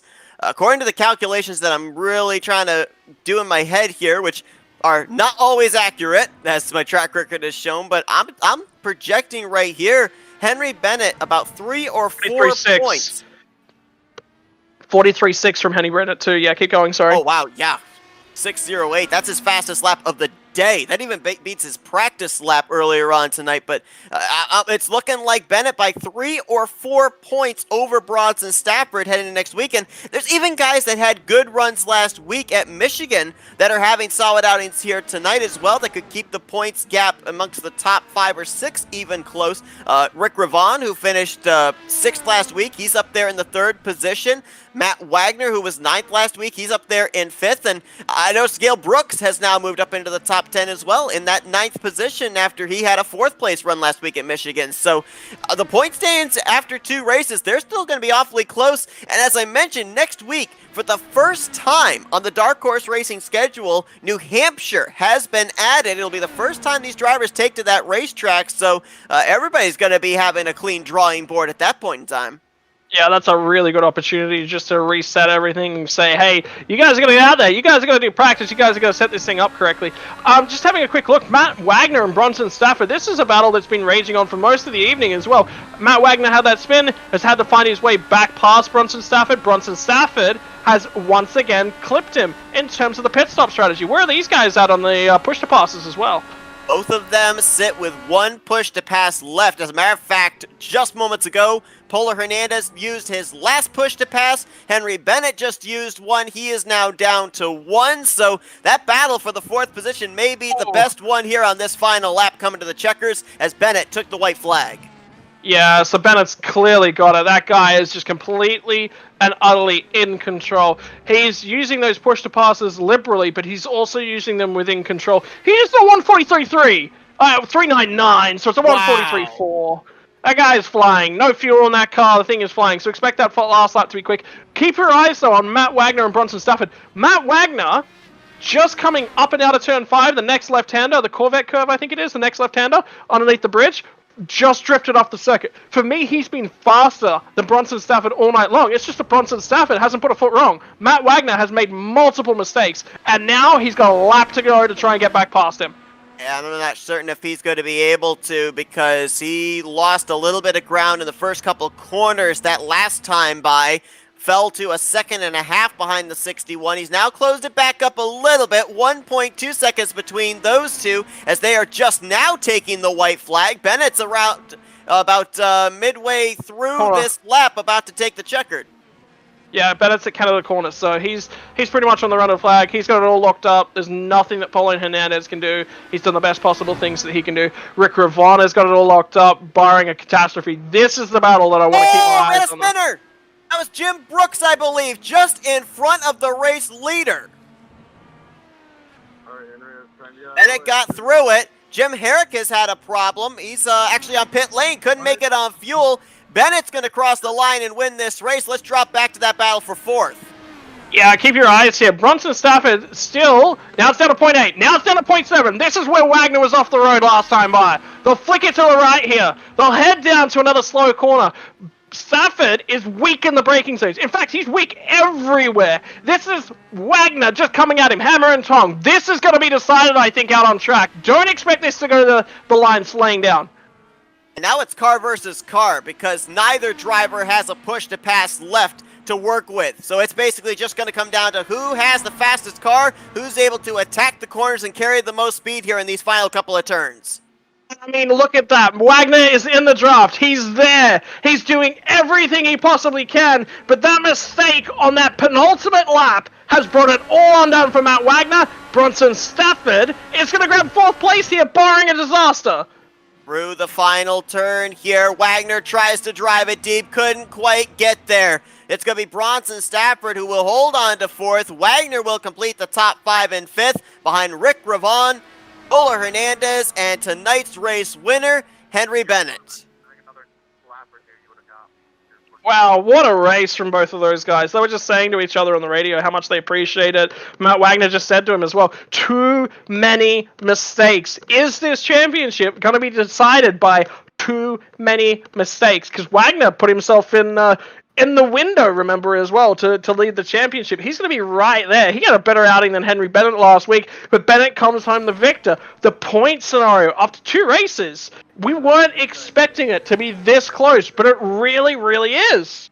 Definitely is. And again, heading into a bit of a wild card race for all since it's its first time in the schedule in New Hampshire. We're still waiting for some drivers to cross the start finish line to complete their lap. Most of the drivers that already completed were drivers up inside of the top 5, 6, as well as drivers that were off the lead lap. But the rest of the top 10 going to be completed by Covey Moore in 6th, Nick DeGroot in 7th, Gale Brooks in 8th. Despite him running out of fuel, having to come to pit lane in the closing stages, Jim Herrick's going to get credit for 9th, and Eric Peterson is going to complete the top 10. But Henry Bennett, what a dominating performance here tonight. And that's just the most interesting thing about the IndyCar points as well, is the fact that a driver that last week finished 10th at Michigan with a win here tonight, he's now up at the top of the leaderboard as far as the point standings.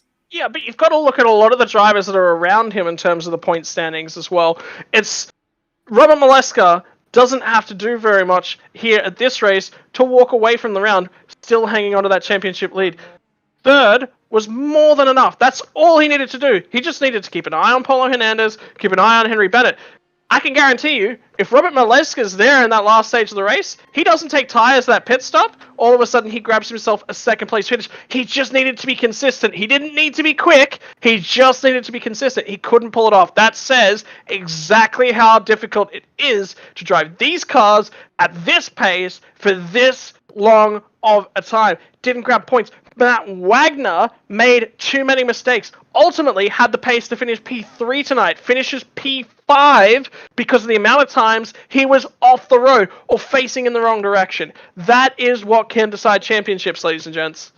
Yeah, it's interesting because I kind of come from an offline racing background, and so many times I've seen, and obviously it's all in, the AI's hands, but I've seen where a champion of a previous season, all of a sudden they don't do well in the upcoming season. If we go back to season 2, Nick DeGroot dominated that season. He had 5 wins in the last 8 races of that season. This past season, season 3, he wasn't able to get up there with Robert Maleska III. He had a strong showing the entirety of the schedule, but he was only able to make his way up to 3rd in the overall standings. This season, Robert Maleska III comes in after 10 wins last season. He comes in here tonight, as we said, kind of the first chink in the armor we've seen out of that 91. Has he hit the championship slump? Is he feeling the pressure here of trying to go back-to-back championships, and that's what's making these mistakes? I mean, there's a lot. Right now, I think it's just a mistake. If this continues, well, then I start to go, maybe. But we've got to remember, this is just one race. This is a difficult race. It's a tricky race. The cars love it around here. This is a really good circuit for the Indy cars. It's phenomenal. Asked a lot of questions of the drivers. Asked too many questions of a couple of drivers tonight. They fall down the standings. So, look, if they show up again next week, if they show up again at New Hampshire, and all of a sudden it's another uncharacteristic night for Maleska, then the question starts to arise from me. If he does it again the following week, then I'm like, okay, all right, there is definitely something going on here. He is not happy. And I've seen drivers do it before. It happens all the time. They settle in, they get comfortable, they know that they're good, and then all of a sudden somebody else just rises up, starts to push them, and they push themselves too far. That's what the key factor is. They're going too hard for what their own abilities can really sustain, and they drive it too deep, too hard, too many times, and the car ends up in the fence. We gotta bring this up too. Obviously, we'll be touching on this a lot when we get to New Hampshire next week about what the point standings look like, but we have to bear this in mind too, because you touched on it. They do have drop weeks in this series, so Robert Maleska III could take the points that he lost here tonight. He could gain them back depending on how he finishes out the rest of the season, maybe utilizing tonight here at Road America as his drop week choice. You don't want to burn, early on in the season, you just want to be consistent. And the reason for that is, give yourself that flexibility at the back end of the season to go a lot harder. Now that he's burned off a drop week, a lot of his competition does still have that available to them. Look at Henry Bennett, who finished, I think, just outside the top 10 last week. Look at Matt Wagner, who finished just inside the top 10 last week. Yeah, it wasn't a great points night for them, but it was still a points night. It was still enough points to keep them relevant in terms of championship standings. They come here tonight, they have a little bit of a better of a points night. Robert Maleska has a dud, And they're still right up there, and indeed, some of those guys are going to overtake him in terms of the point standings. That's what it's about. Save your drop rounds up. Use them at the back end of the season, because if you're fighting somebody very, very hard, very, very close, you're going to have that ability to just go that little bit harder that you might necessarily go if you don't have that drop week to contend with. As soon as you burn that drop week up, it's in the trash. There's nothing you can do about that. You cannot get that back. It's going to be very interesting to see how drivers strategically choose their drop weeks here during the course of this season. Let's see if we can go down trackside and talk to some of our podium finishers here tonight. And let's kick things off with our third place finisher, Rick Ravon. Hey, Rick, Scott and Seth up here in the FRM booth. You got us? Hey, I got you. What's going on, guys?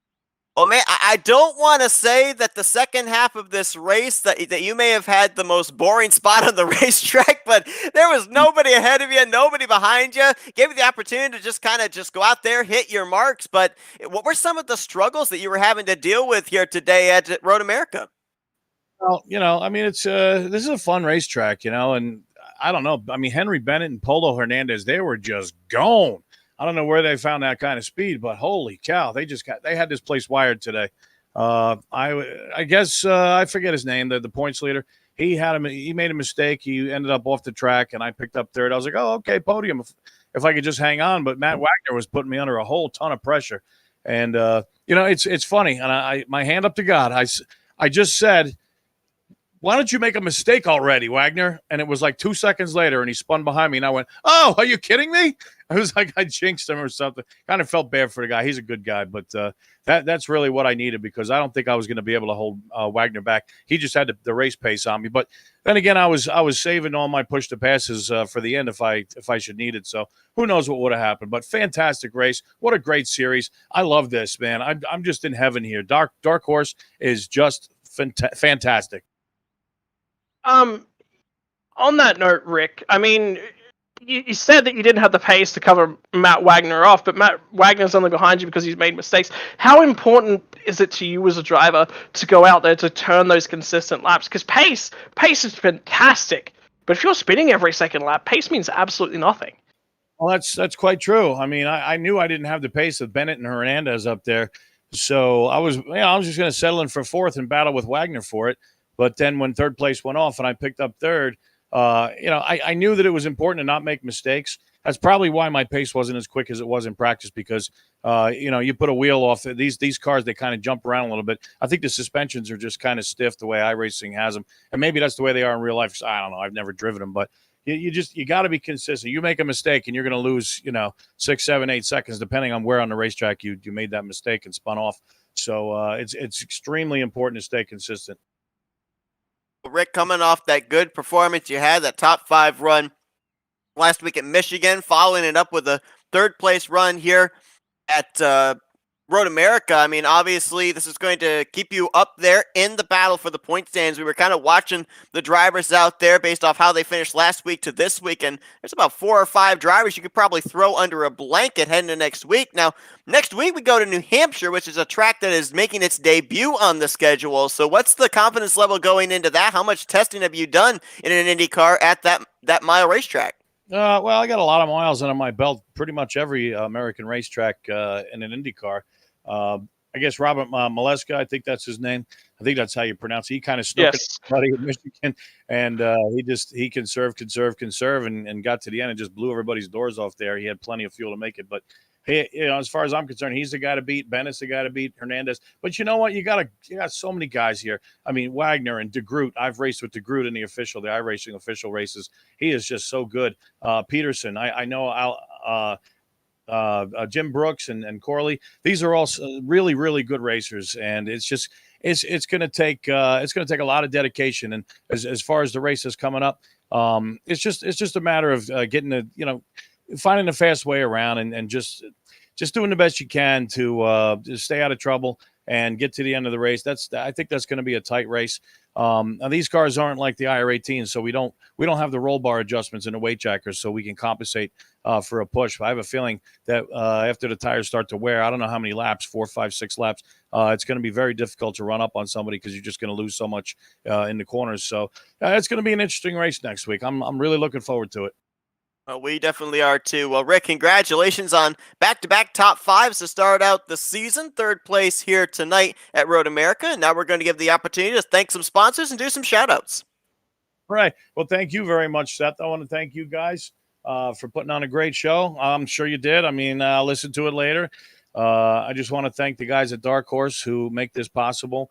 And I want to thank all the drivers for they're just such class acts. I have 2 races down with these guys, and I haven't had any problems whatsoever. They all race you hard and they race you clean, and that's what makes this series so great. It's run by good guys, and you've got a bunch of good guys running it, and they race like gentlemen. They race you hard and clean. Well, that's Rick Ravon, third place here tonight at the Twisty Road America. Congratulations, Rick. Best of luck to you next week in New Hampshire.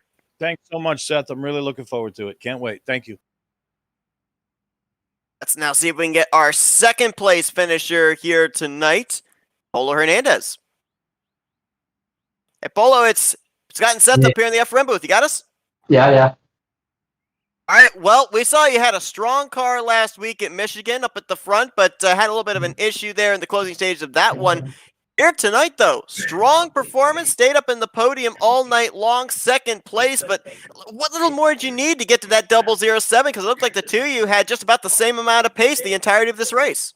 Well, he's just really, really fast. I mean, I couldn't done too much. I mean, just try to do, something like a strategy thing, undercut. I tried when my second pit stop, but it didn't work, kind of. I just approached him a little bit, but he's just really fast. No wonder why he has 6 KI. But yeah, he's just really fast. I can't say anything more. Well, look, I mean, Polo, it's a rough night of racing. You were trying to track down Henry Bennett all night long. You took tyres that final stop. Do you think that was a mistake? Yeah, I think it was a mistake. Well, not really. I just wanted the last stint to do the fastest lap at the end. He just stole it from me. I did like a 43.4. Yeah, he did a 43.3. But yeah, that was my plan. Take tires, use all the push to pass. I didn't use it that much in the middle of the race. I just saved it for last and tried to do the fastest lap at the end. Well, still a strong performance out of you here tonight, Polo. Congratulations. We're now going to give you the opportunity to thank some sponsors and do some shout-outs. Thank you so much.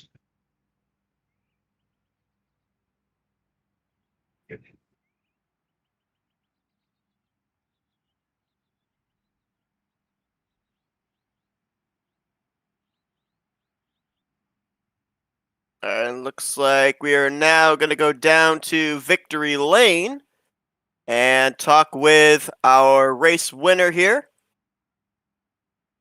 Henry Bennett.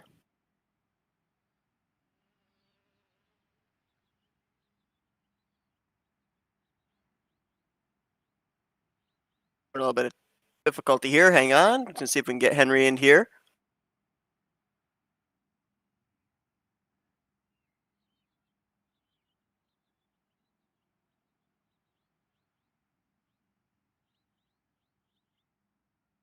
For some reason I'm having some difficulty here with Discord. I don't know if you can move him down, Scott, or not. Let's have a look.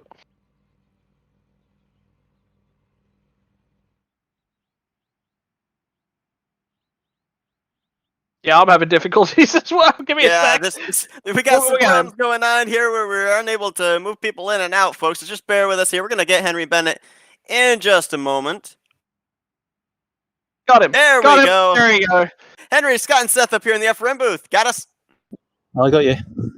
All right. Well, man, obviously, congratulations on a dominating performance here today at Road America. But I got to ask, I mean, was there anything you struggled with here tonight? Because you led the most laps. You spent this entire race out in front. You put down the fastest lap of the race, which completely blew out the fastest lap that you had in practice by 0.3.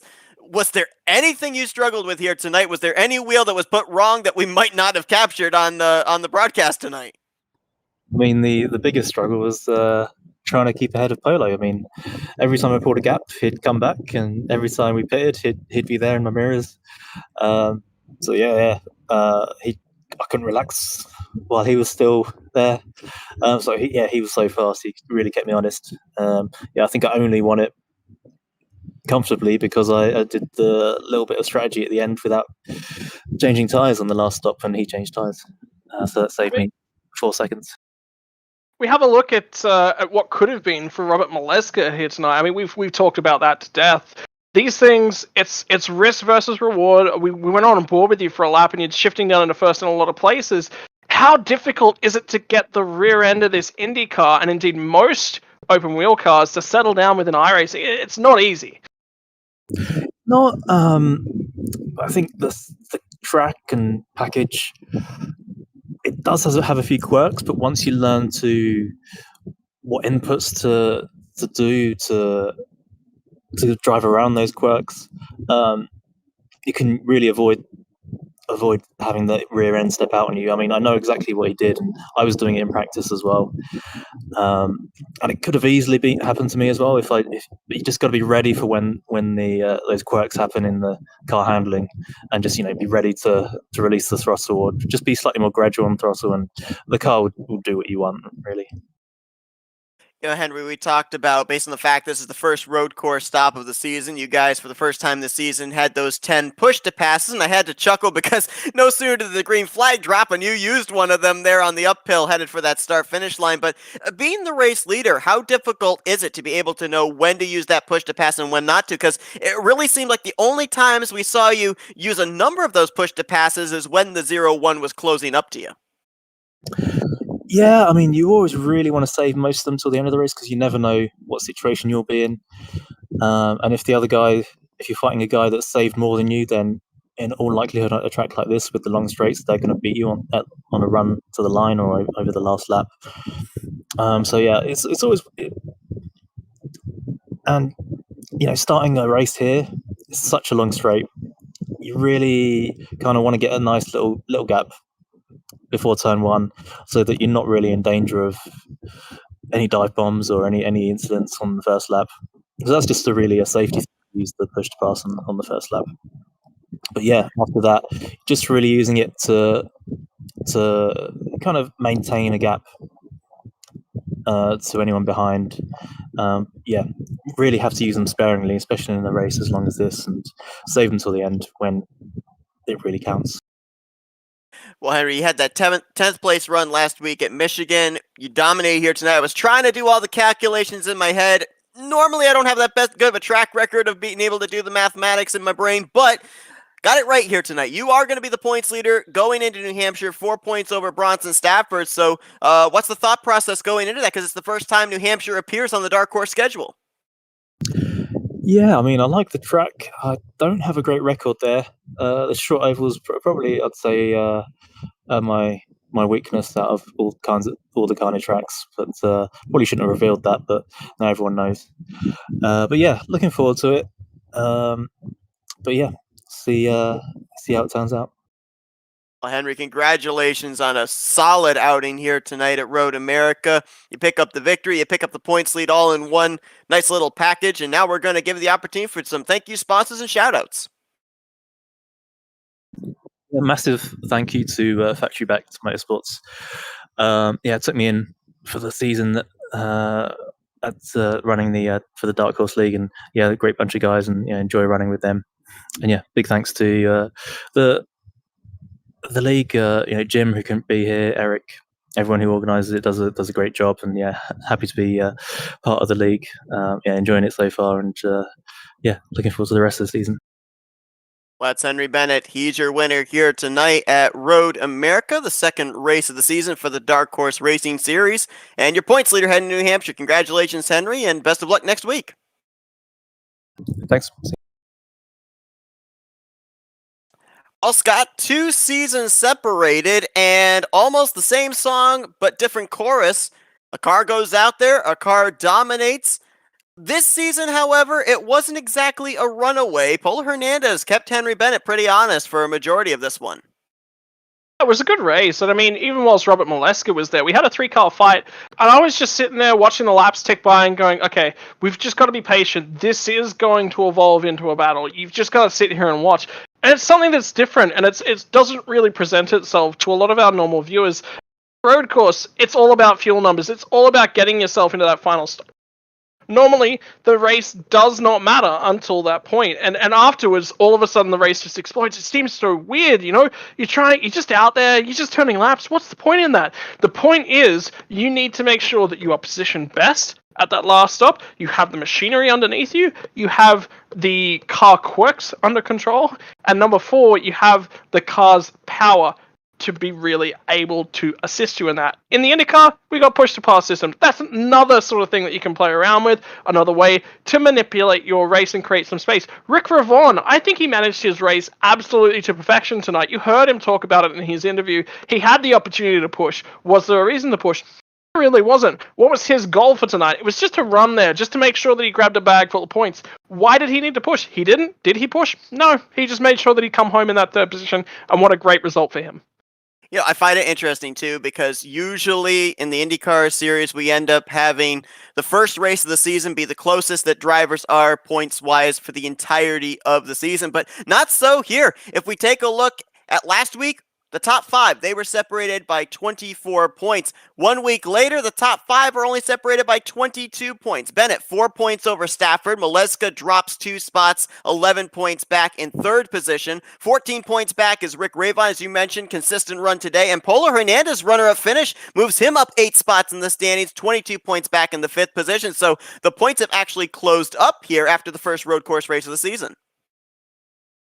Yeah, and it's ultimately something to consider as well. You know, it's so different. For the first time in history, we're heading to a bunch of courses in a stock car capacity. Look at all the courses that NASCAR is going to. They haven't really been to. They've been to COTA, you know, they've been to this, they've been to that, but it's been such a long time that they've been to this course that we saw out there tonight. Will that mean that we see something like what we've seen here tonight in terms of IndyCar? We see mistakes, we see cars around in spots that they necessarily won't normally be. The drivers got tested here tonight. There's gonna be a couple more road courses throughout the schedule. These drivers are gonna have to go away. They're gonna have to do some more homework. They're gonna have to look at tonight's results and say, hey, there's points on offer here. If I don't take these points, I am throwing away valuable points that my drop rounds are just not going to cover. Robert Maleska is capable of taking those points, and tonight he walks home with a big fat 0 in the points column. That's not good enough for a champion. That is not good enough if he wants to remain champion. Well, so far this season, we're 2 for 2 and a driver going coast to coast, pole to win. Maleska did it at Michigan, and Henry Bennett does it here tonight at Road America. We've got a slew of 1.5 miles coming up in the next few weeks, but not before we take to the Magic Mile, New Hampshire next week. And as mentioned, it's the first time that it appears on the Dark Horse Racing Series schedule, so that's going to be a lot of fun to see how these drivers are able to adapt the IndyCars racing at that short mile track. But that's going to be taking place next week. We're going to be bringing you coverage of that next Wednesday night. The green flag will be scheduled to fly at 9 p.m. Eastern Standard Time, but a good one here today at the winding road course of Road America. Scott, appreciate you joining me in the booth. Oh man, it was a fantastic opportunity to bring everyone into what makes up the bulk of my my racing career as these circuit races. I hope that you all learned a lot here tonight, because I certainly did. Thanks to everyone that tuned in this evening. Hope you guys enjoyed our coverage of the Dark Horse Racing Series presented by Troy Leeds Designs. We'll see you guys in New Hampshire next week on Wednesday night. For Scott Rankin, I'm Seth Cole. You've been watching another broadcast courtesy of the Flatout Racing Network. This broadcast is the copyrighted work of Flatout Racing Network and may not be rebroadcast, retranslated, or used in any form without the express written consent of Flatout Racing Network and iRacing.com Motorsports Simulations. Flatout Racing Network would like to thank you for your support, and we hope you enjoyed tonight's broadcast.